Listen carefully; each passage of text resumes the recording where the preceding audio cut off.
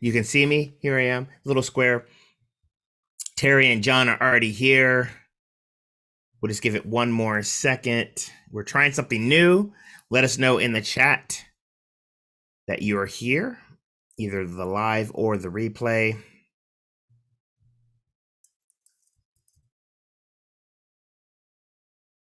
All right, I'm going to start everything. We're about, yeah, there you go. All right, cool. All right, I see everything. Everything is good. And hi, Terry. Hi, John. And I'm going to stop sharing this little thing and we're going to get started. All right, cool. It's just me. April's here as well. We will bring her out, but this is episode 33. And we're going to be talking about a really fun topic about transforming your fear into freedom. Because, you know, as people, especially in the ASC, you know, we all have big things that we want to achieve. And sometimes fear gets in the way. And if you can relate to that, let me know. And in my coach training through Coachville, I learned this really awesome method called the Inner Freedom Method. And I'm going to, at the end, so make sure you stick around because at the end, we're going to practice it together. And it's going to require you to think about maybe something that is holding you back, maybe a conversation that you had that didn't go as well, or something that is coming up in the future that you're like, oh, I don't know what's going to happen. We're going to play around with it. It's sort of meditative. But I have this belief, and I learned this through my training, that fear is not always a bad thing. Fear, it depends on how you look at it, can be bad. But, you know, if you look at fear as your enemy, like, oh my gosh, you know, I am so scared of this, fear is a bad thing, it will defeat you. However, if you can find a way to befriend your fear, it will guide you. Because all your fears are, it's just a treasure map to your superpowers. And what I mean by that is that, you know, we have this, you know, different areas. We have, you know, what is, you know, our how do I say this? Preservation zone. You know, we're just trying to be, you know, who we are, and things show up, and you know, we have our limbic system, our lizard brain. Only job is to keep us alive. And when things show up that, you know, scare us, you know, we get fight, flight, or freeze. And then, you know, we, you know, don't necessarily do things. But then as we are trying to grow, as we're trying to step into that next version of ourselves, that fear shows up. And it has a, you know, it's not very good at differentiating, you know, the fear that is like life threatening or the fear that is like going to help us grow. So we react the exact same way. Also, a lot of times that fear is based off of things that happened in the past, that in that moment when we were younger and we didn't have the knowledge that we have now, you know, we thought like, you know, I need to protect myself. I need to sort of fit in, or whatever the case may be. And it stays with us. And then anytime something similar shows up, we act a certain way. I will give you a story.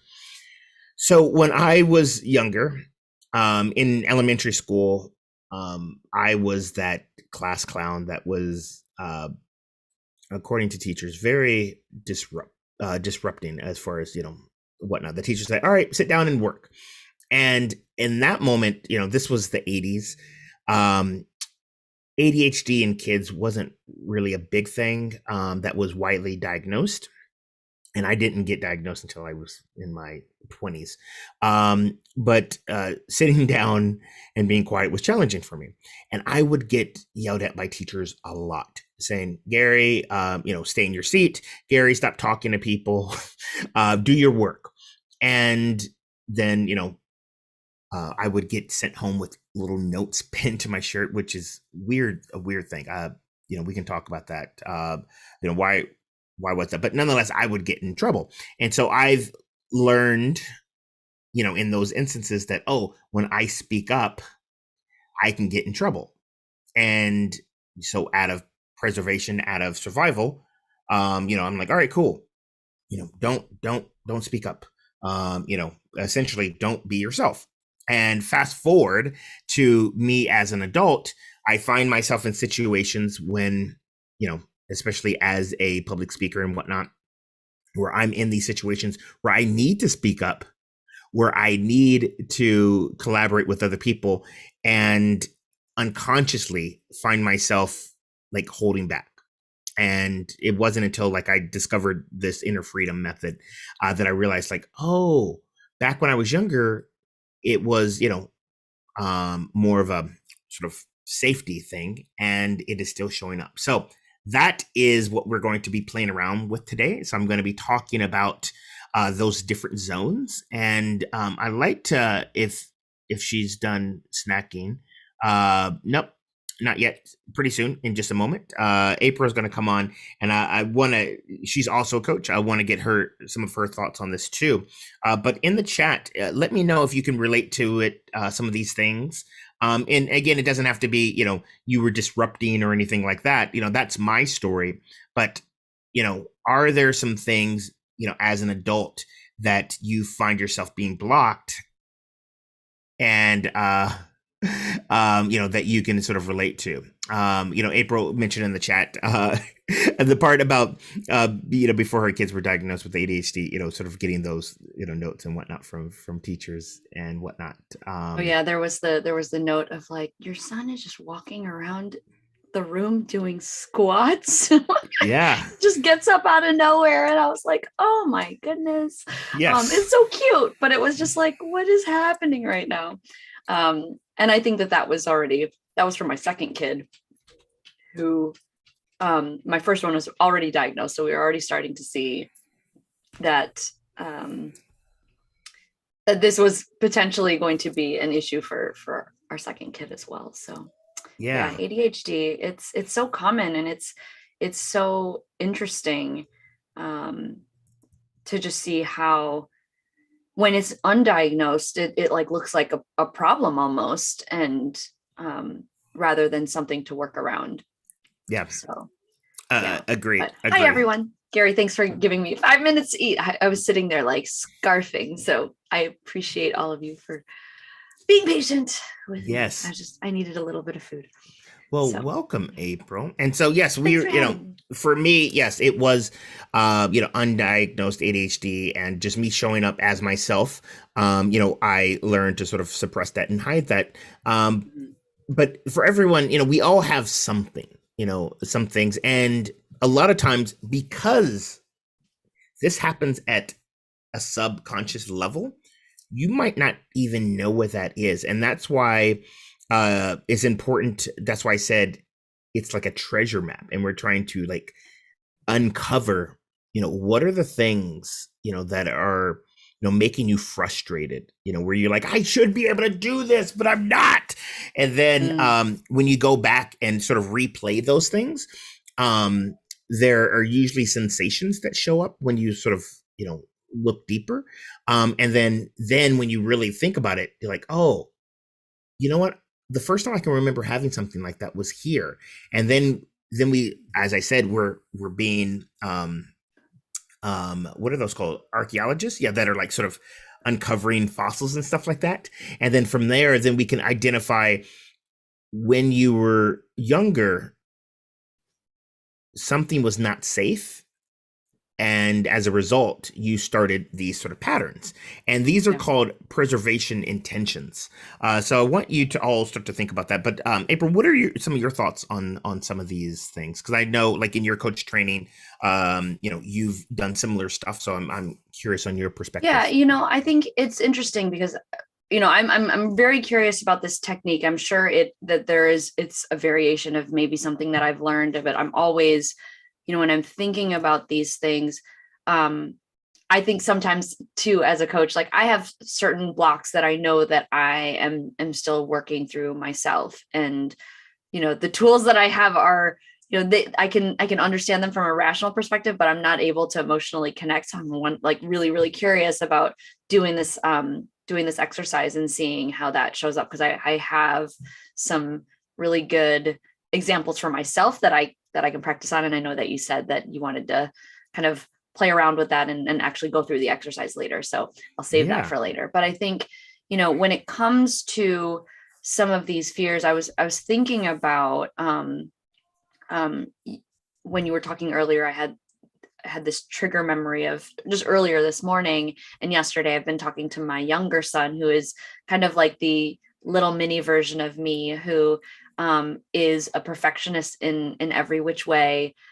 He just had a concert on Monday in which one of the songs he had to play the xylophone, and he missed when he was supposed to come in, and he literally just stood there like deer in headlights. And he's in 5th grade. He is super talented, but he really gets into his head, and he was so scared that he just didn't even do it. And I could see that he was like trying to plunk just to look like he was doing something, but he was totally terrified. And he told me, he was like, I totally failed on that one. And it makes him not want to do certain things because he's so afraid of failure. And so fast forward to yesterday, my older son had a choir concert, and there was a kid in the front row who was singing very loud, a little bit off tune. Then there was this part where they were like standing, like step clapping, like side to side. And so like the entire choir is going one way and he's going the other way. And we're all giggling because it's like so cute, because he unapologetically is just singing super loud. You can hear that he's off key. You can see that he's off pace. And I brought that up to him this morning, and, because we were talking about the kid, and I was like, but look at how, like, yes, maybe that was a little silly. Like it kind of made us giggle because it was not congruent with everybody else. But look at how that kid just had no fear, and he just showed up.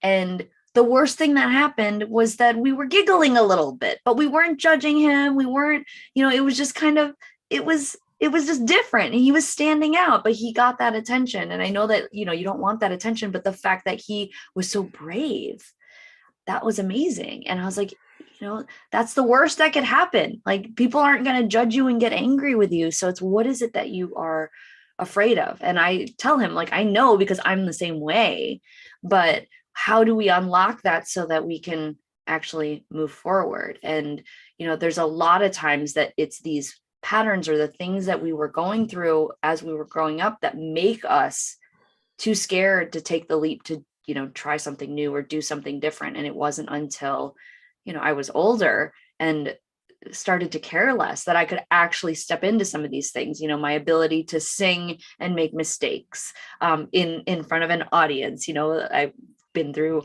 lots of years where I just post videos of me singing and trying to play an instrument and making mistakes, where I would, do 50,000 takes before I would even be willing to post it.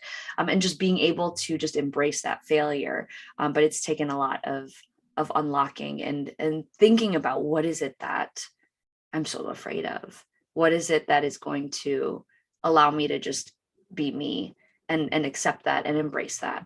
So yeah, that's those are the thoughts that kind of came up for me. Yes. Awesome. So, first and foremost, this was Ryan, right? Ryan, yes. Yes. So that is so awesome that Ryan has a mom like you that can, that has been trained in this, that can recognize this and help sort of guide him through this, because it's so funny. I was talking to a friend of mine and had a similar situation and had the opposite thing with her parents. Granted, this was, again, way back in the 80s. I like to say, like, over, generations, we've, learned more, and, we have more techniques and things at our disposal.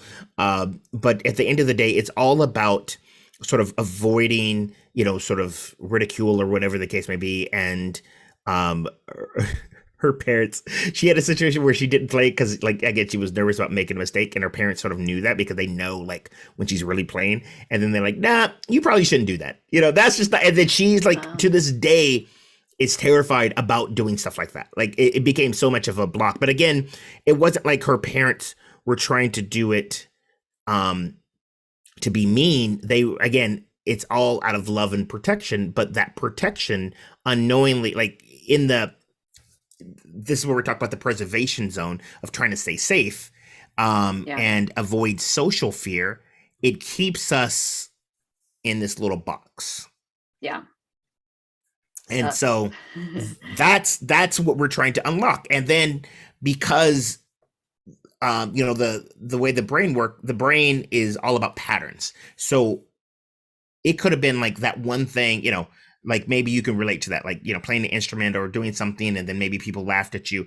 And it was that one isolated event, but your brain looks for patterns. And 20, 30 years later, you're doing something that is completely different, but your brain associates it with something very similar to that. And then it goes back, if I do this, oh my God, I'm going to do X, Y, Z. For example, another example of like things that happens when we were kids and it prevents us from doing things. This guy I know, his name is Michael. He was at the park as a kid, and he was making a friend, and the kid, because kids are weird, kids do weird things. Again, as we're developing social skills, he hit him in the head with a car. And like, this was something, then parents intervened, but he didn't, really think anything of it until like years later. But he didn't realize that one incident was such a primary thing that stuck in his brain unconsciously that kept him from making friends, because he tried to make a new friend. The new friend, for whatever reason, just thought, oh, I'm just going to hit this kid in the head with the car. It was a peak emotional experience for him. And then, and it told his unconscious brain, oh, you make new friends, they might not like you and they may try to hurt you. That, again, makes no sense, but it makes all the sense. Yeah. Because our brain is trying to make sense of things. That's what our brain does. And so as a little kid, he said he was like 6 or something, like, again, brand new in a town. And then he didn't realize, like, yeah, I always had a hard time making new friends. And then when we went through, like, he was when I was learning this, he was my partner when I was practicing this, and he was talking about networking and how networking was a challenge, but he needs to do it for business. Mm-hmm. You have to make new friends and put yourself out there for business. And he was like, I'm a very, like, Gary, we know each other, like, right? Like, I'm a very you're a very talkative person. But for some reason, I was at this networking event. I needed to do it for my business, and I froze. I couldn't talk to anyone. And so, we replayed the thing, and then he had, one of the parts of the inner freedom method is going through is understanding, like, when you're replaying a situation, like, are there any sensations? Because there's an amazing book called The Body Keeps the Score, and it's all about unreleased trauma and stuff like that, and how it stays in the body, like, for years. And that's part of the thing of the inner freedom method of like, are there any sort of sensations? And kid you not, he had a sensation in his head. Wow. And it was like this, and then he was like, all right, when was the last time you had that? Like, or first time, when was the first time you had that? And then he's like, I haven't thought about this in like years. I totally forgot that this happened, but I remember when blah, blah, blah, he talked about this incident. Yeah. And I was like, oh my gosh. And then again, it was like as a kid, it was like, he understood that, oh, his brain was telling him it's not safe to make new friends. Again, that was the definition that his brain gave him. And it makes sense. Like, yeah, like, hello, if someone hits you in the head, like, all right, that's not safe. But then it stayed with him unconsciously. And not saying, like, after the inner freedom method, like, oh my God, I could, like, it was just one of those things with emotional intelligence. Once you have awareness, you can do something about it. Then you could do something about it. So I want to take a time out there and allow you, April, to reflect on anything. And if, as you're listening to this in the chat, if you have any sort of thoughts, I know Terry Brown said yes. I don't know what that was for, but thank you for the positive affirmation. I appreciate that. Yeah. Um, this is, I don't know. It's very interesting because I do feel like, you know, ever since I became a coach back in 2016, um, I had this very exponential personal growth. I was able to look at, you know, some of the issues that I wanted to tackle, you know, personal development wise, and I worked on them, tackled them, whatnot. Oh, he's talking about my story. Oh, yes. Right. Cool. Yeah. And then I feel like when the pandemic happened in 2019, I had this, you know, thought of, you know, what is it that I'm afraid of? And I talk about this a lot where I am not the best. I'm the best promoter for everybody else in my life, but I am the worst for myself. And I know kind of where it stems from, but I don't know how to fix it. And but I think that there's also, because of the pandemic itself, like it's I feel like I have to, you know, kind of dig deep and rewire all these things, and I haven't had that opportunity because my house is a mess and I'm stressed from COVID, you know, just the quarantine and all of these things that were happening. And I feel like, you know, this is the year. So I'm like really excited that this is a topic of conversation, because that's definitely something where, you know, I think I have the awareness, but I haven't really had the space to talk about it. And so I do think that, you know, when you are, you know, kind of pulling these weeds that we call blocks, right, out of your system, you know, just because you pull them out, they're still going to be there. But then it's, you know, what do you do with them is what comes next.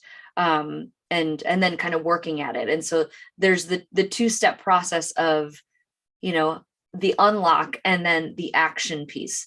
I'm always, as a coach, much better at the action piece, because I do think that some of these things are super deep, and like sometimes we might not emotionally be ready to, you know, really transform and let go of these things, right? As you were saying, it takes time to really work through some of these blocks, especially the ones that are like taking a really strong hold. And, you know, sometimes there are, you know, alternative methods, and those are the things that I try to look for typically, where, you know, if the person doesn't have the emotional or mental or physical capacity to do the deep work, it's like, how do I chip away at it a little by little and show them the small wins so that you can do that. But then there's also these, like, you know, these powerful exercises that can really jumpstart that unlocking, which is, I think too, when you go to things like conferences where, you know, you come out and you feel completely emotionally transformed because you allow yourself to be in that vulnerable state.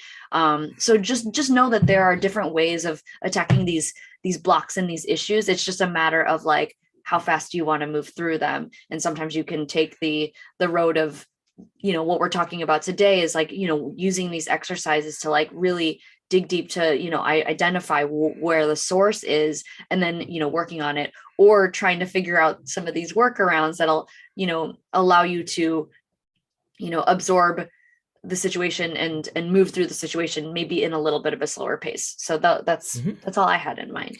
Yes. Thank you so much for talking about that, April. Excuse me. And that's what we're looking to do, the spark here, Yes. of, you know, helping people realize that, one, you're perfectly fine just the way you are. I know that sounds like sort of hippity dippity, but it's true. And the challenge isn't you. It is essentially an energy conflict, because think about it. You had, you know, the way that you're, you know, wanting to be, and then you have this idea of like, oh, I want to step into this. Is We call it the spark of desire. And then what ends up happening is you get excited for it, and then you try to take a step, and then you're met with resistance, and then you go back, and then you get frustrated. You're like, why isn't it working? And usually what happens, and this is why it's important to you know, surround yourself with people that, you know, can help you see that perspective or get a coach rather than going alone, is that when you try to go at it alone, you're going to get even more frustrated because you think it's you. You think, oh, I just need to take another course, or oh, I just need to, and you put a lot of pressure on yourself, and you get even more frustrated. And then you feel isolated, and then you feel overwhelmed. When in reality is that your brain is just trying to keep you safe. I don't like to call it self-sabotage because that's just a negative way of doing it. It's like, are you really just trying to sabotage yourself? Like, I don't think that's the case. It's called self-preservation. It's you had this way of being and your body's like, yeah, we're here. We're cool. We're comfortable. It's your comfort zone. And then you're trying to break out of that. And your body's like, unconsciously, you remember that what happened last time you did that? And it shows you all these things. And then you can't step into it. And so you need something outside of yourself to sort of release that. I like to say it's like that mom that means well. Oh, actually, it's my mom, or maybe it's a lot of people's moms. But I remember every time I wanted to do something that seemed a little bit scary, and I tell my mom, and she means well, but she's like, she doesn't want to see her son get hurt. And what parent doesn't want to see their son get hurt? And so in that, it happened so much as a kid that I don't even have to go to my mom. I just start thinking about it. And then I remember I was with a coach and they said, whose voice is that? And I was like, oh, it's my mom's voice. My mom just became a little avatar in my head.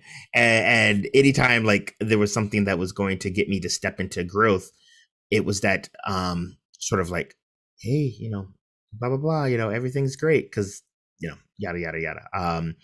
But if you stay there, for some people it's great, but for you, like I said, you have this spark of desire. You want to do something bigger and you keep running into resistance.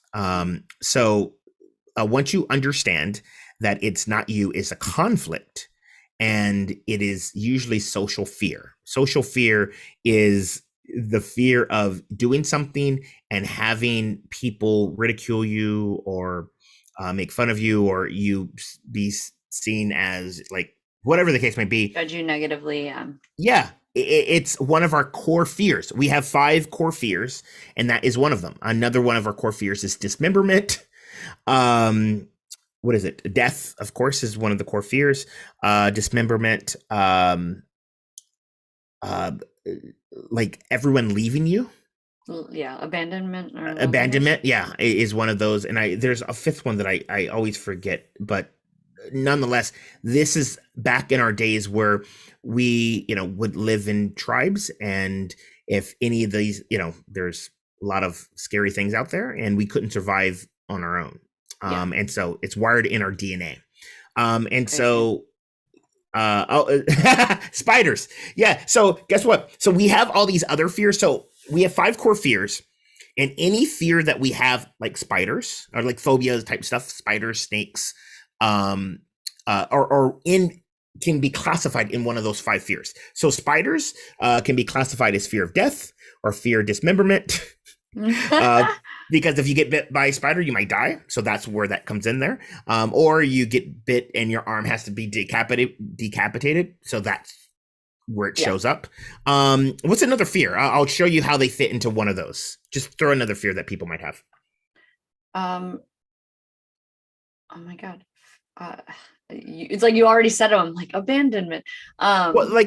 Social fears that people have, public speaking is a big fear. Yeah. So public speaking is a fear of death, because guess what? You say something people don't like, you will get stoned. Back in the day, people would actually stone you. So, or they would leave you. You would get abandoned by the tribe because you said something that was contrary to that. Yep. See, Terry Brown just said public speaking. So fear of failure is, so it depends on what kind of failure. But it's usually, you're not going to be loved. If you make a mistake, you're not going to be loved. People are going to leave you. Yeah. Imposter syndrome is a big fear. Again, that you are someone who you're not. Therefore, people aren't going to love you. People are going to leave you. You're going to be alone forever. Yeah. So any of these fears can be put into these 5 fears. Or Throw another one buckets. out. I like, oh, so this is one, it's not necessarily a fear, but it is. So has anyone ever been working out and you're trying to PR, but you just can't get there? Hmm. That is essentially fear of dismemberment. As in, if you push yourself that much further, your body is Really? going to rip off. Oh, wow. And so that's Interesting. what your brain does. And so you're like, I haven't got there yet. I don't know what's going to happen. So I'm not going to push myself because I don't want to hurt myself.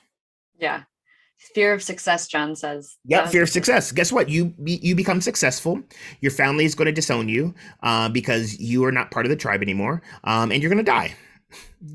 Yeah, it's So crazy. fear of death, and fear of being not loved and left out in the cold. So this is, again, once you start to understand that, again, you can know this, but it's not going to change anything.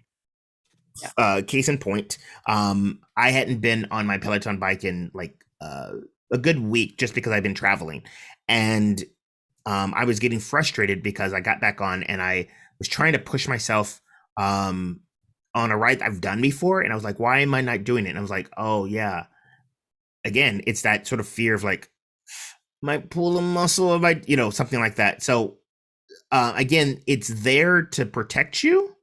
And again, certain things you have to like sort of be mindful of this, where the awareness comes from, of like, yeah, am I not in the condition to do that? Maybe that's not a good thing. And Yeah. maybe, as April said, maybe we need to like go back to small baby steps so you can get there. Yeah. But that's where you have to have the awareness. So now that we have all of that, and we know that fear is just there to protect you, fear is not necessarily a bad thing. If you're trying to progress, and you're met with frustration, it is a conflict. Your body's trying to preserve your nice little body and everything, and there's that fear of going outside of yourself, and that can be a bad thing. So how do we do it? Like, what is the path to growth and to unlocking that stuff? And that's why it's called the inner freedom method. And the inner freedom method is pretty awesome. It has a few parts to it.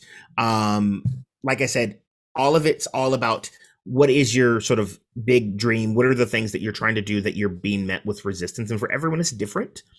And you can do one of two things. You can replay a situation that you were met with resistance, or you can pre-play a thing in the future, because again, your brain doesn't know the difference between dream and reality. So if you pre-play something, um, you can sort of preemptively, your body will show up. And that's one of the challenges sometimes with visioning that can be a problem with some people, is that you vision you really try to vision success, but then because of you haven't done it, then your brain starts to, oh, what if this happens with, so it's not as helpful for some people, and then you may not necessarily achieve those things. So that's step one. And then step two is reviewing these reactions that show up in a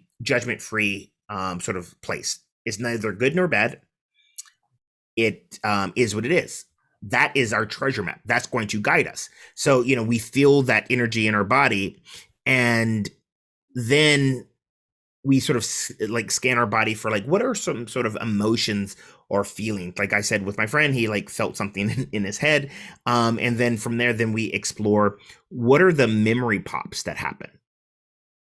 And then we find out, like, once we have that, then we start to understand what was our intention back then. It was usually around safety, preservation, something like that. And then we start to, once we understand that, then we start to understand and try to find, well, what else can happen? This is where my training in improv like made it easy for me to do that. Of like, oh, what is another way of looking at this? This is where the reframing comes in. And then we start to say, oh, well, what, as a result of playing it safe, what sort of superpower were we sort of hiding from ourselves? And then we start to change, we start to like reframe the situation to what we call a power pattern. So what is a phrase that is going to be helpful for us?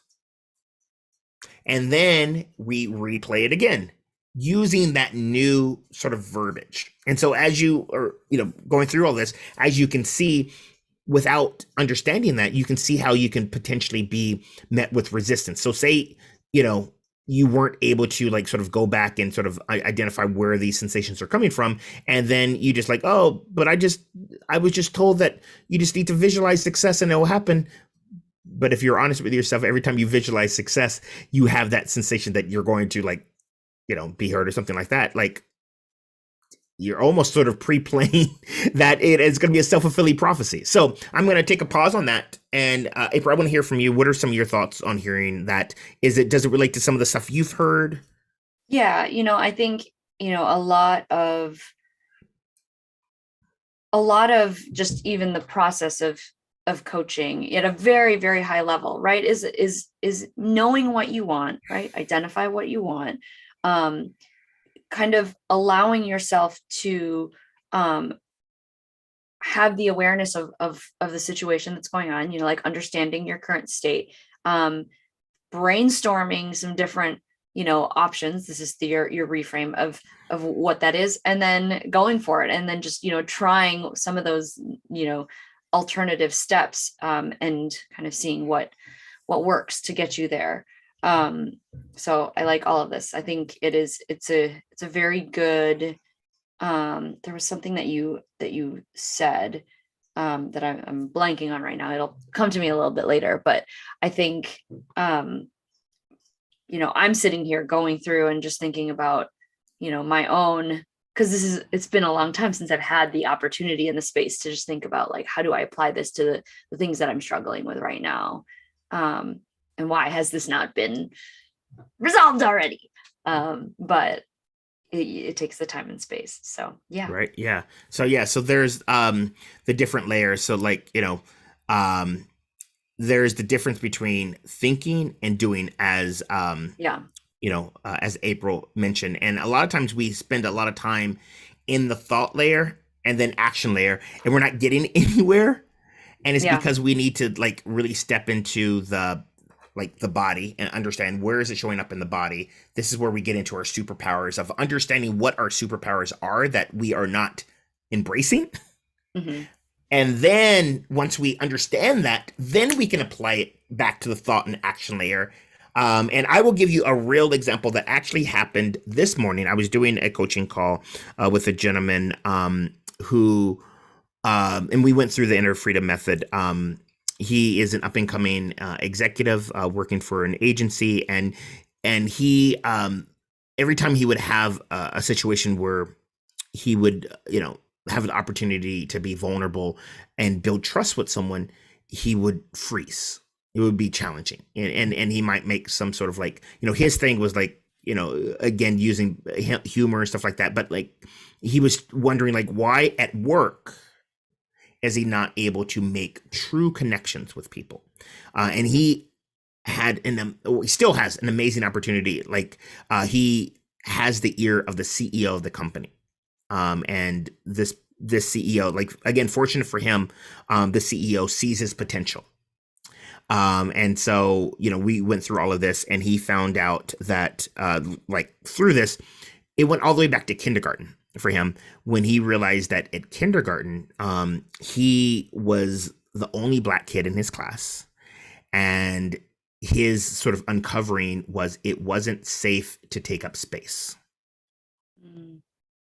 And as a result of not being safe to take up space, he like his superpower that he was like sort of suppressing or whatever is that he he means he has he's a very thoughtful person, and he is not like expressing his true self.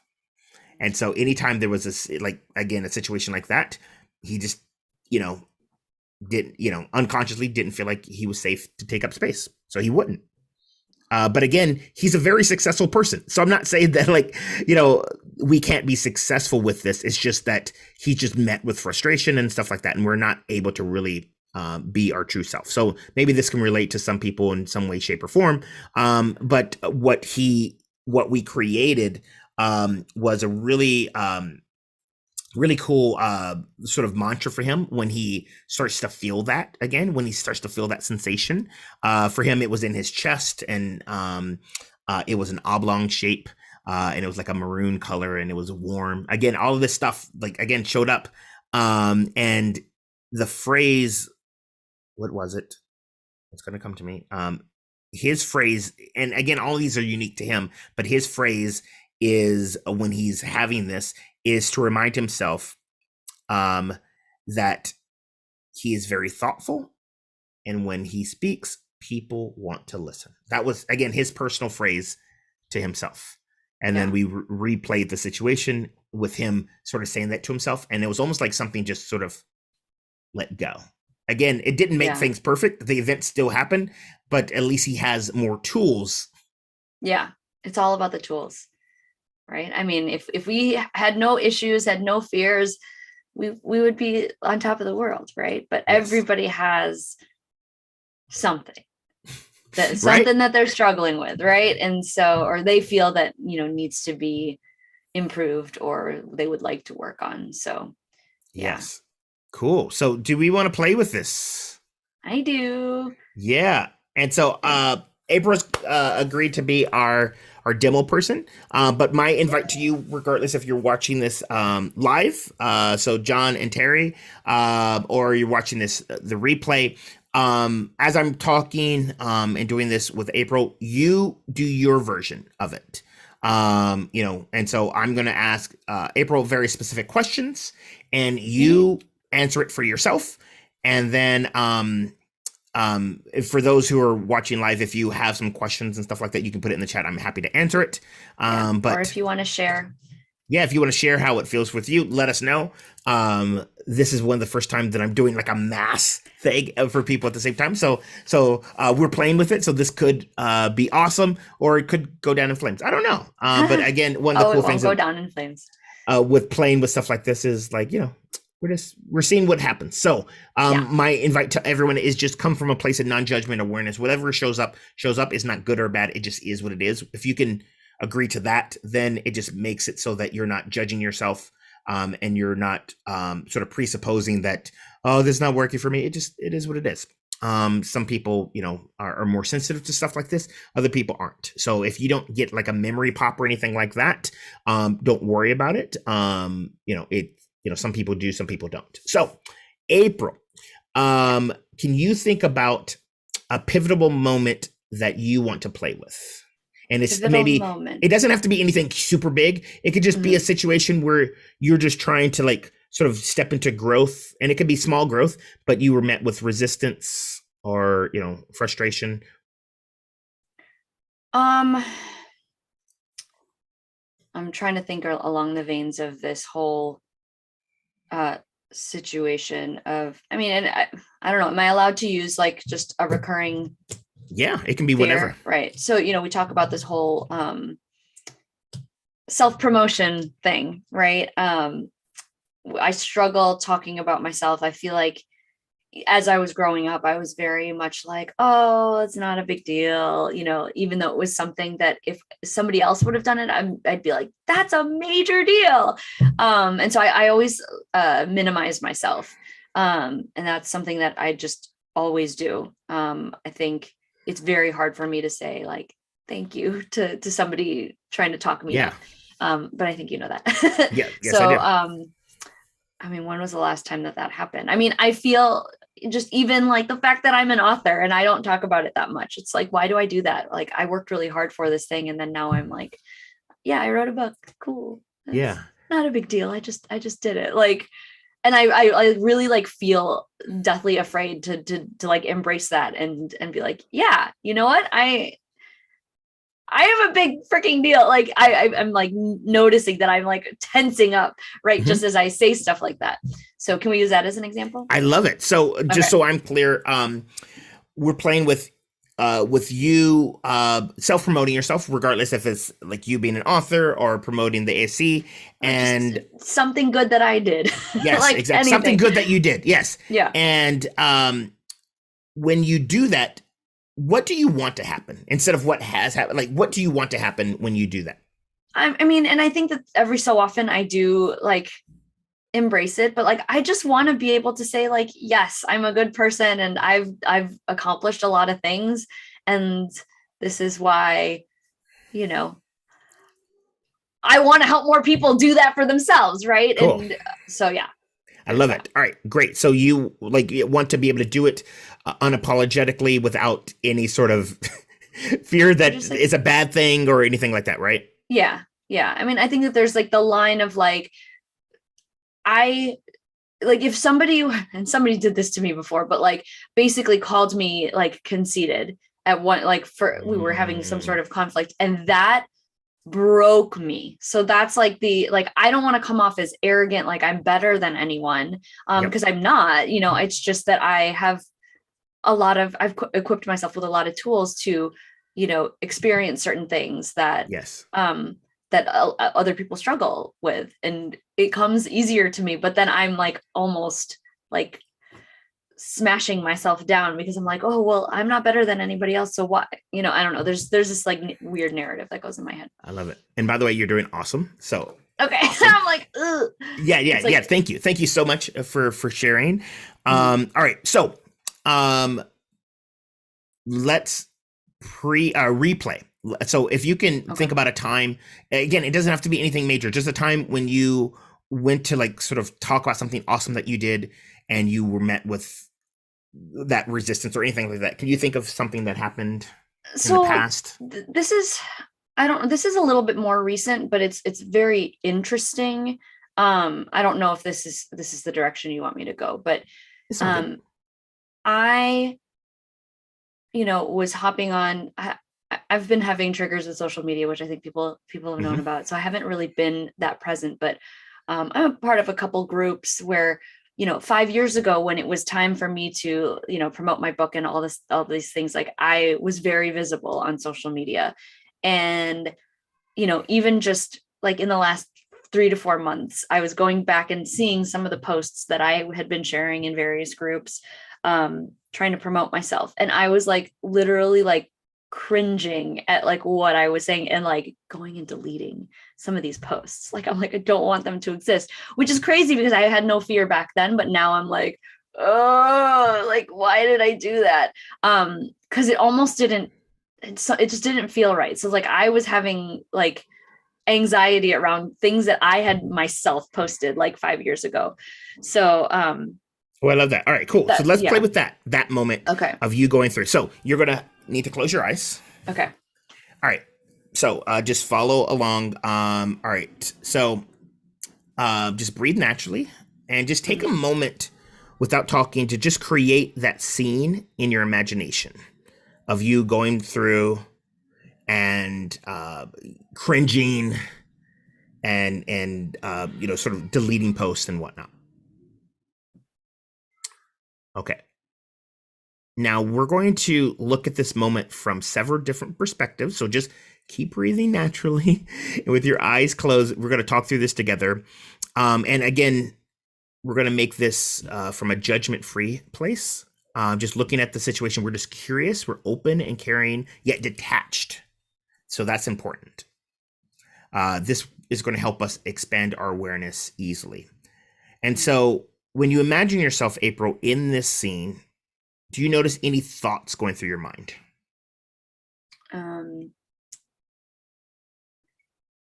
I think, some of the thoughts are like, you're promoting this, but like, one, nobody responded, so nobody cares. And two, you're promoting this stuff and, this isn't the right audience. These people Got don't it. care. There's a lot of like, these people don't care. Why did you do that? Um, and looking back at the 5 year ago version of myself, Got it. trying to Okay. spread the word. Yes. And so with this moment slowed down just a bit, is there anything else that you notice about this situation? Um,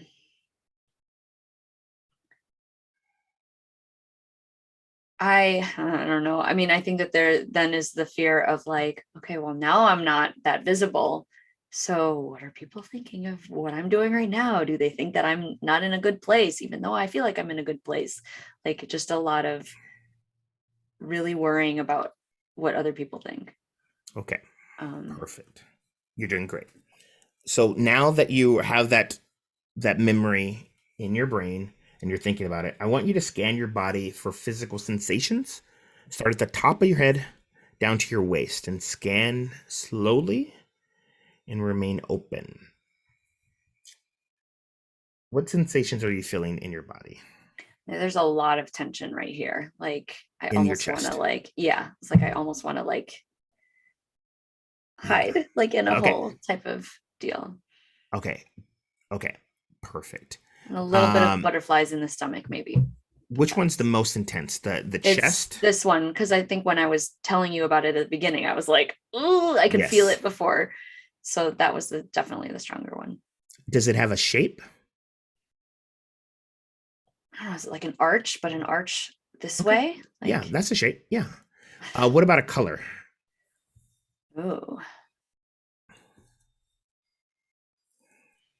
I don't know. Part of me wants to say like green, yellow, orange, Okay, like awesome. the color Green. palette that I don't Yeah, I that is love not it. purple. Yeah, it's everything but purple, of course. So arch. Okay, green, yellow, and what? Like orange a little bit. All right. What about a temperature? Temperature, it feels hot. I mean, Yeah. Okay, cool. So what we're gonna do, I'm gonna let you just feel the sensation for 30 seconds. I'm gonna time you. Just allow the sensation to be there. Welcome it into your experience. And if you need to say anything in that 30 seconds, you can say it. Otherwise, I'll just let you know when 30 seconds are up. Can you do that? mhm. Okay, time has started.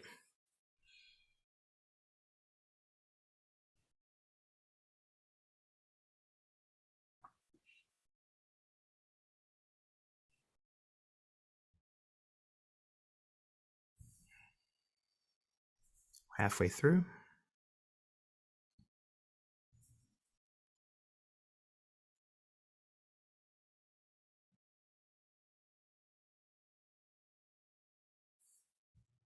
All right. So you can slowly open your eyes and shake it out. Shake it It's out. it's funny, like knowing that like I'm being watched and like trying not to I know. do Thank you that, but it's so like much for your vulnerability. We really appreciate you. You're helping so many people, April. So I want to ask you, when was the first time that you can remember this sensation in your body? oh God.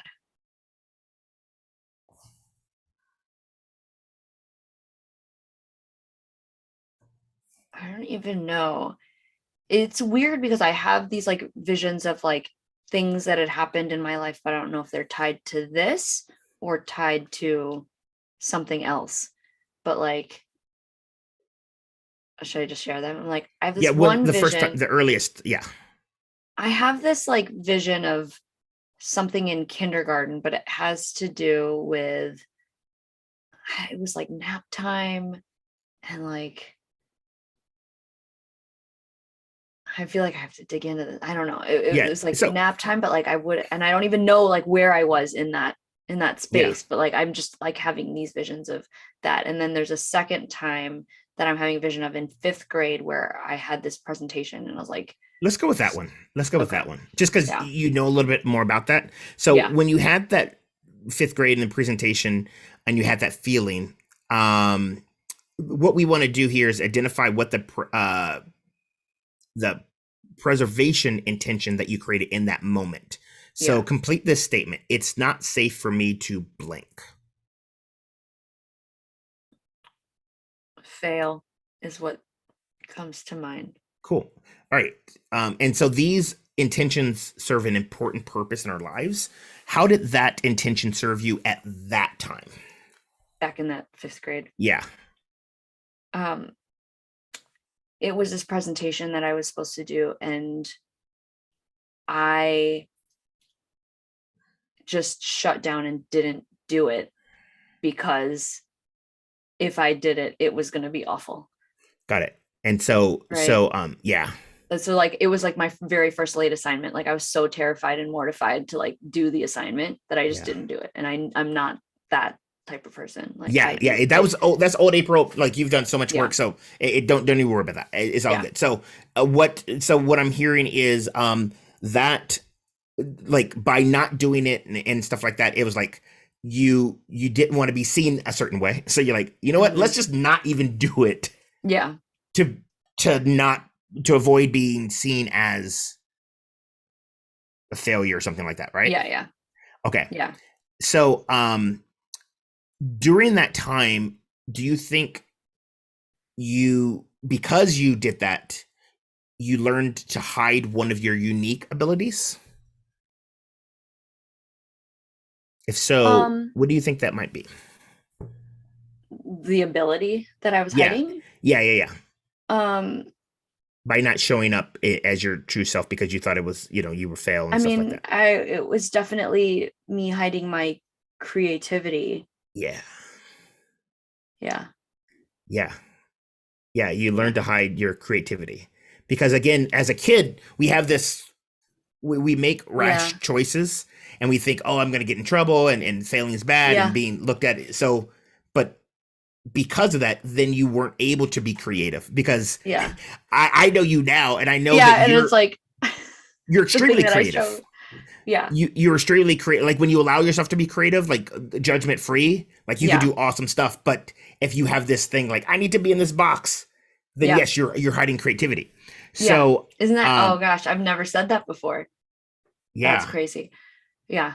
So now we want to look at the challenges that you're having now. And instead of seeing them as problems, we'll look at them as opportunities to grow. Because, they say, like, as a coach, this, like, when you make your mind up to play big, the universe will provide you with both challenges and support. So, sometimes we look at one thing as like a bad thing, but it's a challenge to grow. So, what do you think it is asking you, like, from that perspective of growing, how would you describe the challenge and what is the ability it's asking you to express? So this is just interesting because I feel like, I get triggered a lot by when, there's a lot of, things that are in just ways that people market themselves or promote themselves. When I see that there's like a pattern and I can like hack the pattern, then I feel it's sketchy, right? And so there's this piece of me that's like, I want to figure out the creative way that like feels more authentic because I want to be creative, to promote myself, because if I follow this formula, then I'm just doing it like everybody else and I'm not being creative. I'm just doing the thing. And so like, that's why I don't like promoting when people tell me like, you should do this or you should do that, because I like feel like I want to do it a different way, which of course ends up being the harder way. But like, that's, I think, the way that I'm meant to do it. Right. And so even just the whole concept of starting the ASC, like everything that has been growing out of this has all been on a whim, just trying, like there are things that I know that I could do better or that I want to do better. And it's because I'm feeling like, well, I could have the success if I just follow the formula that everybody's being taught. But like, that's then making me hide my creativity. Yes. Oh, fucking shit. All right. Damn. All right. We got to keep going though. We got to keep going though. And in the chat, John is saying, is bringing up a lot of stuff from a range of years for him. And same here, same about promotion and marketing. And Terry saying the same thing. A lot of childhood, teenage year stuff. Oh yes. So thank you, Apryl. Wow. So there's a few more steps and we're out of time, but like, we just we're going to finish this. Keep going. We're going to keep going. So, so you talked about what is asking you to express. So often in the face of challenge, there's support around you that you're not seeing. The universe provides support when it throws challenges your way. So what support can you see if you really open up and look for it? What support is happening here? Like, I mean, you like, why are like the master of creativity? And I think just allowing myself to be surrounded in that energy. Like when I think about, the business coach that I worked with, and like being in those spaces where I'm allowed to write my own rules, I think is where I need to be, which is where I've been trying to be. And that's why the things that have been successful are continuing to be successful, because I'm not following a script. yes. But I mean, and then there's the secondary feeling of like, I'm just making it harder on myself, but is that the path that I'm supposed to run? Yeah. And so, yes, you're absolutely correct. And then right now, let's connect the dots between your current situation and then the past situation that you talked about in fifth grade. How do you see them as being connected? They're connected because when I was reviewing back, some of these posts that I did, they definitely were because I was told to by somebody to do them. I think it was more of a challenge to like just put yourself out there, which I appreciated that, but it was like the way that I was saying things, and it felt very scripted, and it felt very like I was just grasping at whatever, or just like, look at me, anybody, and sometimes you have to do that, but I don't know, there was something about it that wasn't authentic to me. Whereas like when I think about when the ASC first started and the way that I tried to promote that, I was just like, I'm going to just hang this shingle right here and just see. And it went from like just this idea to like 100 people being interested, like, from the get-go. I had no idea. I had no script. I had no idea what I was doing. I was actually like asking people to help me do that. And that's why we're still alive, right? Because I have not followed a script from the get-go. And maybe that's just what I need to do. Yeah. I need to embrace that, because that allows me to be creative. I have to pay attention to what I know has like worked before, but like put our own spin on it, Yeah. And is it possible, I'm just sort of putting this out there, that for you to find out that you need to be creative and that you need to go your own way and not follow a script, you had to have followed someone else's script to learn. Totally. I mean, right. It's like you have to make the mistake before you realize. I mean, and that was an expensive mistake. Not a mistake, but an expensive learning lesson just to get to like that, But you wouldn't have learned it. Creative doesn't like cost the money to like follow a script from somebody else. And then to just even other things. It costs other things, and in a beneficial way. Yes. And so right now, as a way to lock it in, I would like to invite you to create a short phrase that captures the essence of your heart's intention to like be creative and follow your own path. And so again, this is just your, taking everything that we've done thus far. And for those of you watching and playing along, this for you too. What is a phrase that is going to like be your like sort of mantra? And it's not going to be perfect. You might rephrase it, but what is something taking in the knowledge that you have now? Wow. And I think it's funny because I feel like the thing that comes to me is a saying that I have been saying, and it's more of a like mainstream thing, and maybe I didn't make it up, but I feel like I did at the time, right? But it's this whole like you do you thing, right? It's like I have to constantly tell myself that. I constantly tell other people to do that, but it's like that is the epitome of, like stop paying attention to other people's rules and you do you. You're the creative mastermind of your destiny. Whatever, you do you is like a very easy way to just remember this conversation that we just had. Cool. All right. So now there's just one more step to lock it in. Okay. So what I want you to do, in just a moment, you're going to close your eyes again, and then you're going to replay a scenario where you are not doing the things that are following someone else's, and you do you. So go ahead and close your eyes and just think about that, imagining that you're following that path.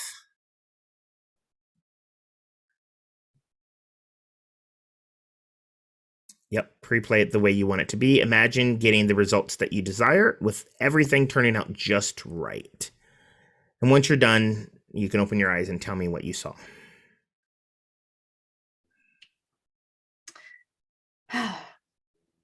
Not sure what I needed to pre-play, the more current one. What I was thinking Whatever, about it's all good. was, I was just thinking back to this time this past summer on the boat. I was having a conversation with somebody about like what I did for a living, and talking about and just having them be engaged with it, and just really feeling good about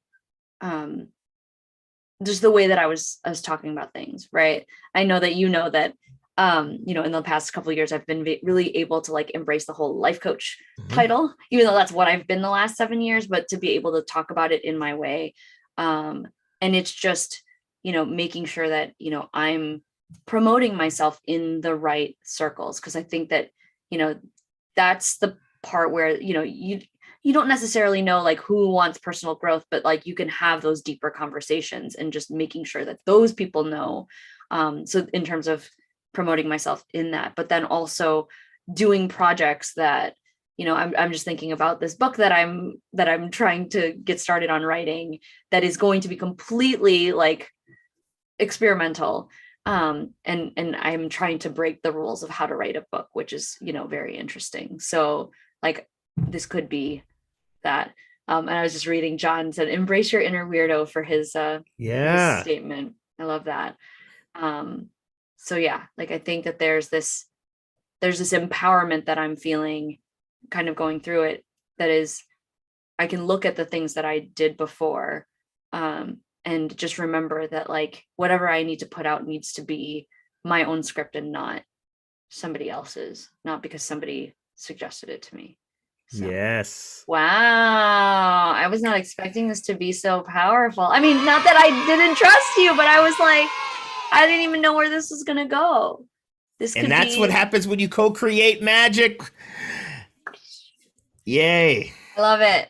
That was awesome. Thank you, Gary. No, this is thank super you. Great.